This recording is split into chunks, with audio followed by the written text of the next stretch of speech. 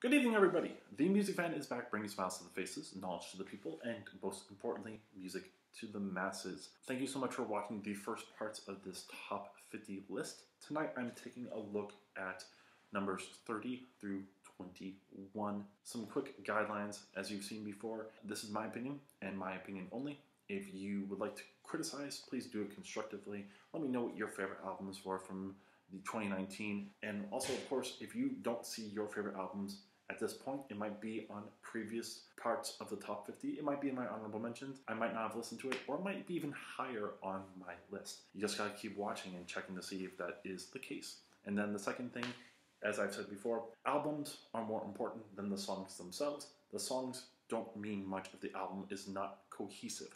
So let's get cracking.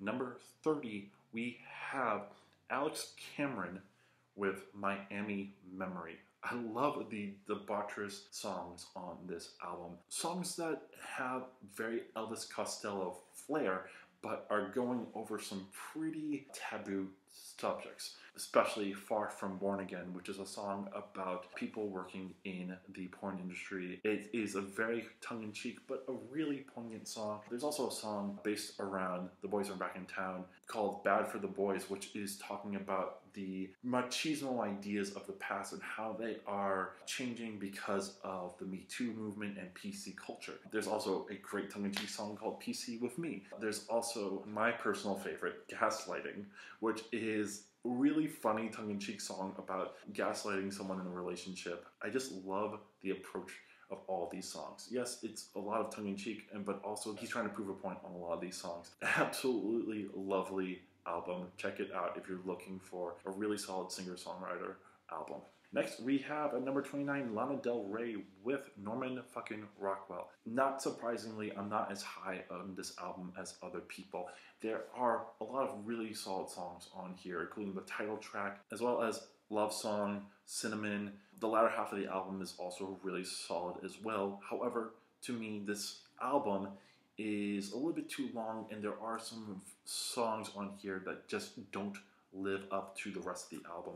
Bartender is one in particular. World's Greatest is another. The best Lana Del Rey album by far, but there are some questionable things on here and songs that kind of sound like old Lana Del Rey and not in the greatest way. Great album, but not great enough to hit my top 10. Number 28, we have Ways Blood with Titanic Rising. One that I learned about later on, but really enjoyed. I really like the folky approaches on a lot of these songs. Her voice is very reminiscent of something that you would hear in the 60s or 70s rock. It's just really a pleasure to listen to. As she's talking about dating in the modern age, as well as other topics to come up in the modern age. It was a pleasure to listen to, and I can't wait to see more from this artist. Next up, at number 27, we have Baroness with Gold and Grey, an album that I really enjoyed the first half of the year, but as I listen to it more, I do see that there are some issues with the production. It is a harder album to listen to because some of the times the songs are a little bit more quiet, and then you get to the next song and it's louder. It's just weird how they produced some of this album, but I think a lot of the ideas are really solid. I do like how it kind of goes from a heavier vibe in the first part to a little bit more sedated, atonal, more folky at parts as well, and then going back to heavy at the end. I'm really excited to check out their other work because this was a great introduction to this band for me. Number 26, we have Liturgy with HAQQ, a really interesting doom metal album, a genre I'm not usually interested in, but I like the approaches of the glitching in here. I really enjoyed the uses of other instruments that you wouldn't necessarily hear in this genre, whether it's the tubular bells or the piano or the strings. It makes for one of the more interesting doom metal, black metal albums that I've ever heard, and because of that, it stuck with me through the whole entire year. It's weirdly the most approachable album from this genre that I've listened to, and it makes me, of course, want to listen to their previous work. Number 25, we have Yaz Ahmed with Polyhymnia, one of the best standard jazz albums. One that, you know, doesn't necessarily have the more R&B or funk approaches like you would a Stuckey Puppy or the next spot on my list. It is an incredible jazz album that I only got to listen to in December, so it doesn't stick as much in my memory as some of the other albums on this list.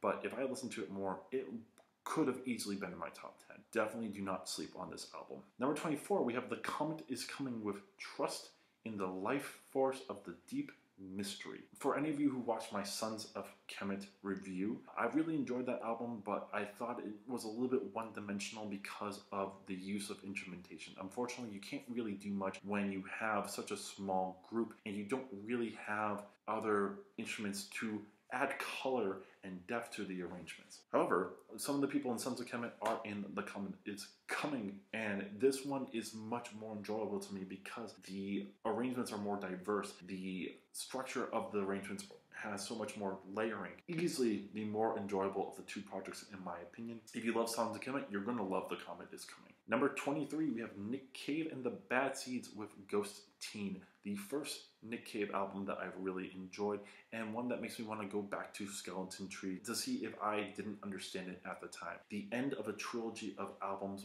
about Nick Cave losing one of his children. This one is more vibrant, more colorful than the more structural and sparse Skeleton Tree, in my opinion. The second CD with the 3 songs, 2 of them being about 12 to 14 minutes long, don't hold up as much as I thought it did the first time around, but it's still a beautiful album to listen to, a heartbreaking album, and one with a lot of whimsy and color. One of the more interesting albums I've listened to all year. If only those other songs held up, it would definitely have been much higher. Number 22, we have Rhapsody with Eve, a phenomenal